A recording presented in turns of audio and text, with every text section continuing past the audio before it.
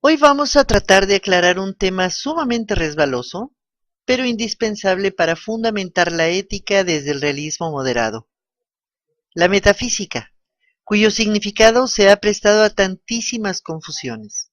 Y para eso haremos una poca de historia. En el liceo que fundó Aristóteles, además de ser la primera escuela de enseñanza superior de la humanidad por su carácter enciclopedista, se creó por primera vez una de las más importantes bibliotecas en las que se recopilaban los más diversos temas: investigación histórica, historiografía filosófica, obras científicas sobre biología, física, etc. A la muerte de Alejandro Magno, de quien Aristóteles había sido preceptor, este se refugió en Calcis de Eubea, en donde murió el año 322 a.C., a los 63 años, muy anciano para la época. En su testamento dejó la dirección del liceo a Teofrasto y a su sobrino la biblioteca. El sobrino guardó los libros en un sótano para protegerlo de los invasores, pero sometidos a la humedad y a los insectos y roedores, por lo que muchos manuscritos del Estagirita se destruyeron. 200 años después, Andrónico de Rodas, un alumno del liceo, compiló la obra de Aristóteles. Primero organizó los libros del Organon, que comprenden la lógica, la retórica, la poética,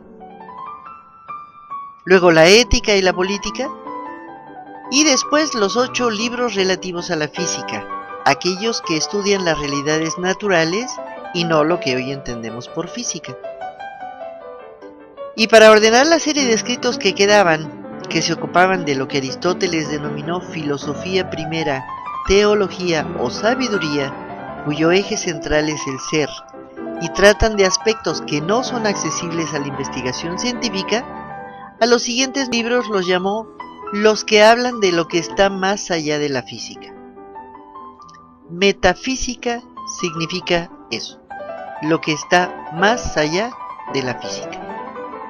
Una interpretación más adecuada sería lo que está más allá de lo físico o de lo que se puede constatar por los sentidos, aunque el significado sigue siendo muy esquivo.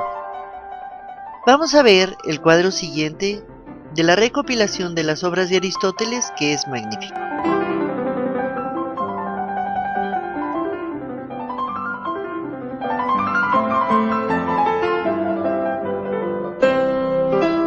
Y bien, después de los presocráticos y de los socráticos, ya tenemos 2 grupos importantes de conceptos para comenzar a entender qué, quiénes y cómo somos desde el plano ontológico. Para empezar, tenemos la síntesis ilemórfica, en la que ahondaremos un poco más, diciendo que el ser es un compuesto indisoluble de materia y forma. A este compuesto, Aristóteles le llama también sustancia.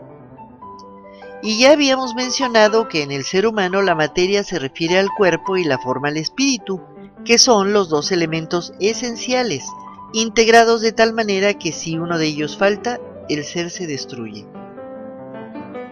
Tenemos además los conceptos de esencia, que es lo que hace que una cosa sea esa cosa y no otra, que no cambia nunca, y de naturaleza, que es la parte del ser en constante cambio. Finalmente, tenemos eso que llamamos potencia, que es un poder llegar a ser algo concreto, y tenemos eso que llamamos acto, que es lo que ya es, la parte que ya se desarrolló. A estos conceptos les añadiremos algo fundamental. La característica de la potencia es recibir, mientras que la característica del acto es dar. Y esto es importantísimo en ética. Hay que recordar que estos 2 grupos de conceptos son inseparables entre sí. Son como el anverso y el reverso de una hoja. No se puede hablar de potencia sin remitirla a un acto concreto, de la misma manera que no se puede hablar de naturaleza sin que se refiera a una esencia. La potencia es poder ser un acto ya determinado por la esencia, no otro acto cualquiera. Así como un árbol está contenido en forma latente en su semilla, una semilla de almendra dará naturalmente un árbol de almendras, no de duraznos. La naturaleza, pues, desarrolla esas capacidades contenidas en la esencia. Por lo tanto, la esencia y la naturaleza, como la potencia y el acto, son proporcionales una a la otra, siempre. Veamos un ejemplito cotidiano. Aquí se aplica ese refrán que dice que nadie puede dar lo que no tiene. Así como la semilla necesita recibir un sustrato adecuado, agua y luz para germinar y llegar a ser el árbol que puede ser, un niño pequeño tiene potencia para llegar a ser joven, pero necesita alimento tanto para su cuerpo como para su espíritu. Y mientras es niño no puede proporcionarse solo eso que necesita para crecer, de manera que lo tiene que recibir de su entorno. Y si lo recibe de su entorno es porque alguien tiene para darle eso que necesita.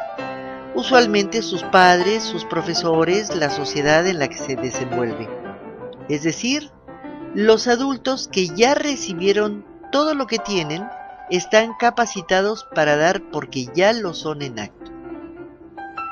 Ya nos podemos ir imaginando qué es lo que sucede si el entorno en el cual crece el niño no le da lo que necesita para crecer. Pero este es un tema que abordaremos mucho más detenidamente en otro momento. Obviamente, si soy un ser humano, no puedo tener potencia para ser árbol, ni ángel, ni demonio. Esas son las analogías de las que se alimenta la poesía. Y viceversa, los delfines serán siempre delfines. Jamás podrán pensar como lo hace un ser humano. No fuimos simios antes de ser hombres. Antes del Paleolítico, los homínidos como el Australopithecus eran ya Homo sapiens sapiens en potencia, que la naturaleza fue desarrollando a lo largo de 4 millones de años. Insistiremos en el hecho de que las características están ya inscritas en la esencia, pero de manera potencial.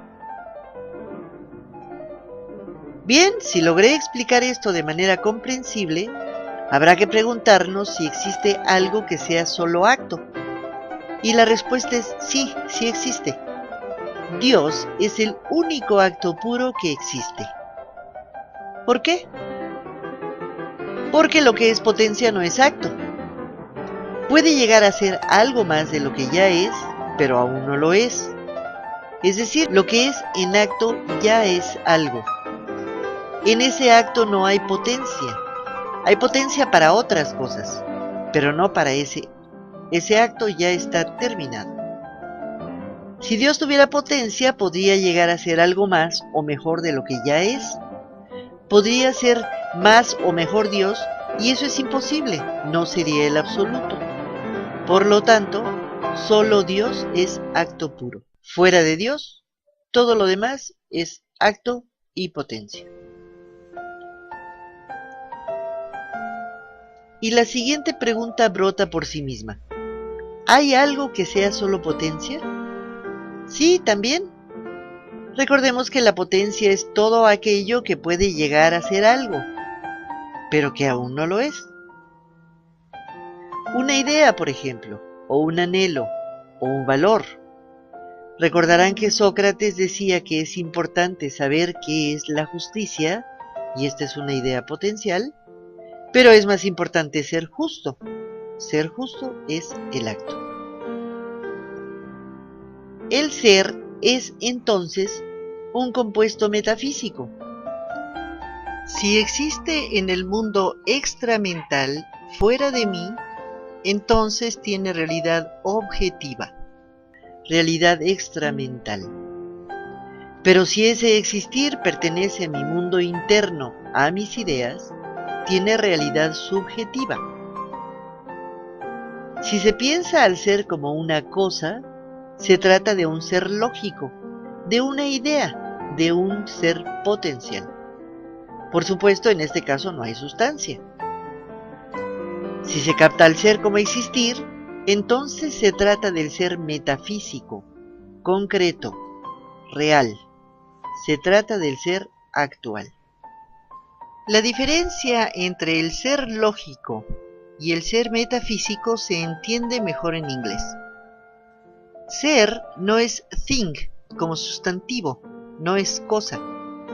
Es un to be, es un verbo en infinitivo siempre en presente dinámico, es un existir. Esto significa entonces que la metafísica no es la ciencia del más allá, como afirmaba Platón, sino la ciencia del más acá, porque todo lo que conocemos, lo que pensamos, lo que imaginamos, lo que sentimos, lo que decimos, lo que deseamos, tiene que existir de alguna manera. El mejor ejemplo de que una idea tiene que existir es la idea de Dios. En tanto lo pensamos, lo nombramos, al menos subjetivamente tiene ser, es decir, tiene existir. ¿Qué es lo peor que le podemos decir a los que se dicen ateos? Pero ojo, que algo tenga realidad mental en tanto lo pienso, no significa que por eso exista en la realidad externa. Nadie crea la realidad externa desde la mente, la descubre. Eso es lo que dice el realismo moderado, que es la visión filosófica que toma la realidad externa como punto de partida del conocimiento y cuyo objetivo es llegar a la verdad como concordancia entre lo que es y lo que pensamos que es. La diferencia con el idealismo es que el idealismo supone que la mente es capaz de crear la realidad externa. Con todo respeto para los idealistas, pero eso no puede ser. Por mucho que piense en sacarme la lotería, no por eso aparecen los dineros en mi mano. Son un ser posible, pero no son un ser objetivo. Y terminamos esta probadita de metafísica por donde comenzamos. Por lo pronto ya sabemos que hay un ser metafísico, real, externo, y hay un ser lógico, mental, interno. Ya sabemos que hay una realidad objetiva y una realidad subjetiva. Y sabemos también que el ser, tanto extra como intramental, se puede conocer. Obviamente que si son de naturaleza distinta no se conocen de la misma manera. Metafísica es entonces la ciencia del ser, la madre de las ciencias, porque todo tiene que existir. Y se compone de filosofía del absoluto, en cuanto causa primera del ser, no por generación, como decía Aristóteles, sino por participación, que es una intuición genial de Tomás de Aquino, a quien vamos a abordar más adelante.